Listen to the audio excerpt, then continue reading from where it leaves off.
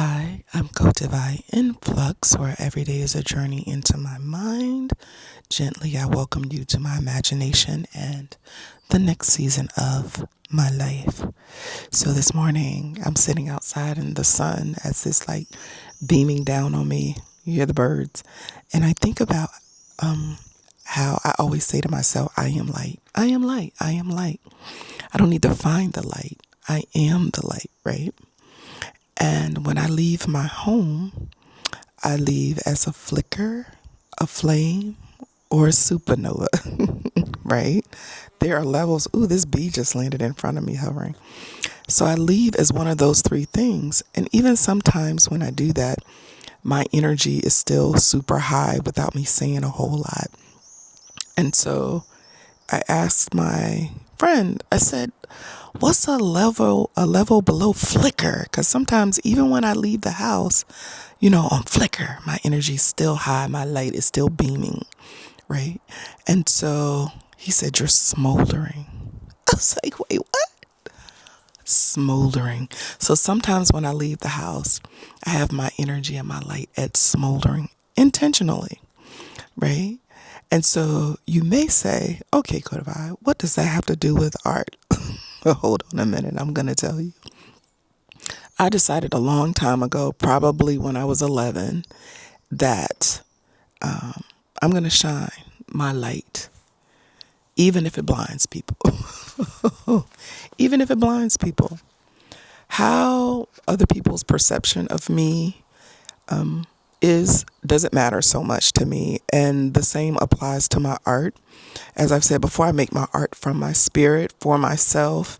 Whatever the download is from the universe to me to spit out something creative on the other side, whether it's a painting, whether it's a quilt, whether it's some of my writings, whether it's some of the delicious food I make from all over the world. Because for me, food is just another medium. I am going to do it to the best of my ability and from a meaningful place.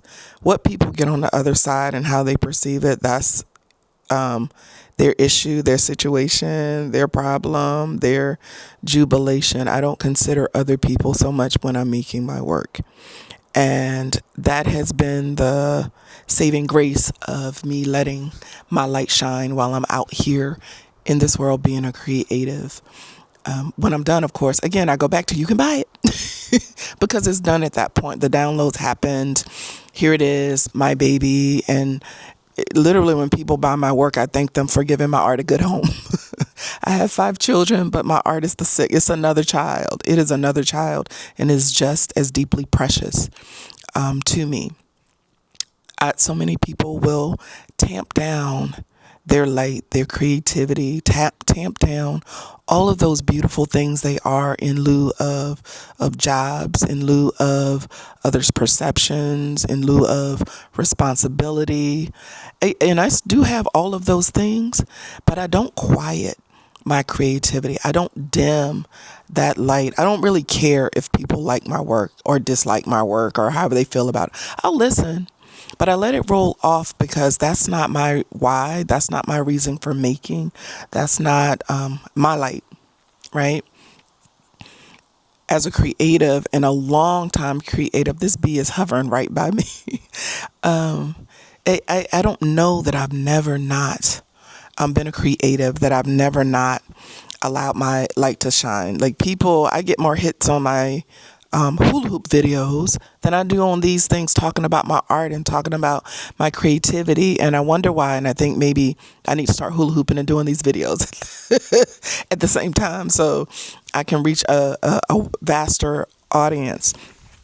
I started this YouTube channel as almost a personal journal and diary towards the life I'm leaning into.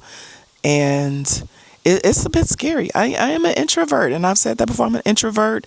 I'm camera shy. My godfather was a photographer. My children's godfather's a photographer, and most of my art friends are photographers. I don't have my picture taken. I don't like being on video, but I don't like to be afraid of things.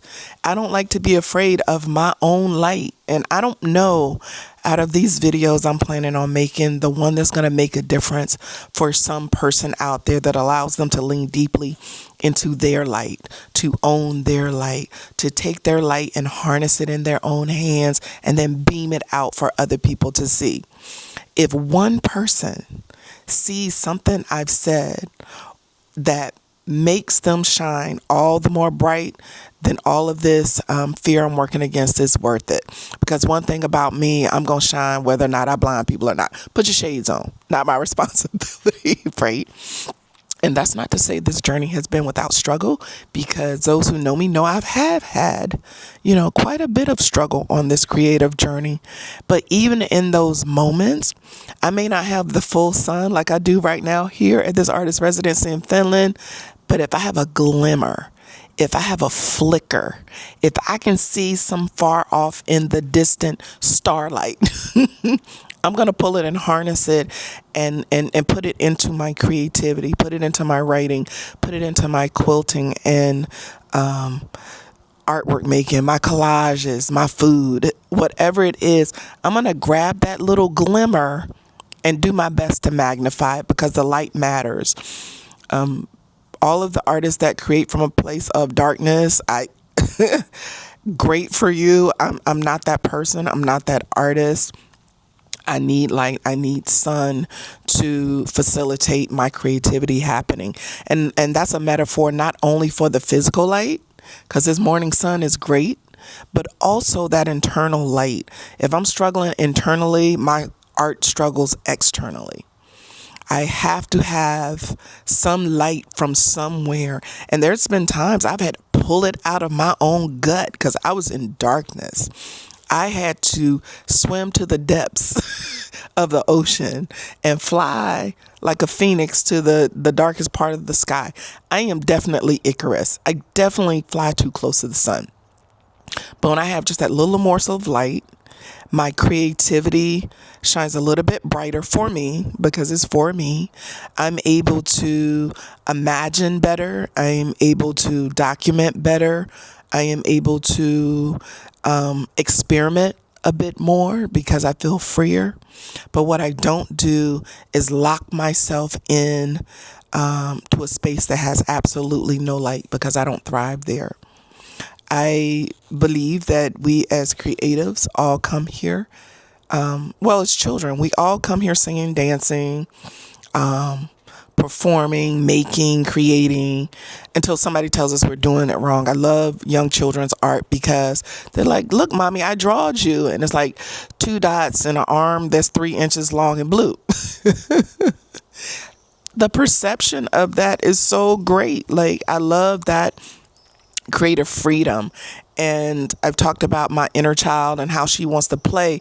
And I'm learning to engage that part of myself that's light, that's youthful, that's that young spirit of me before all of that ball of light, before the world told me at some point I was doing it wrong.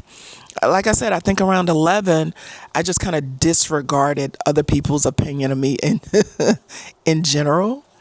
And it has been freeing to me, both in my life and my creative life, and this push forward to be as free as possible so that I can collect all of those spiritual downloads for my creativity that come through and push them out into the world so I can share them with other people.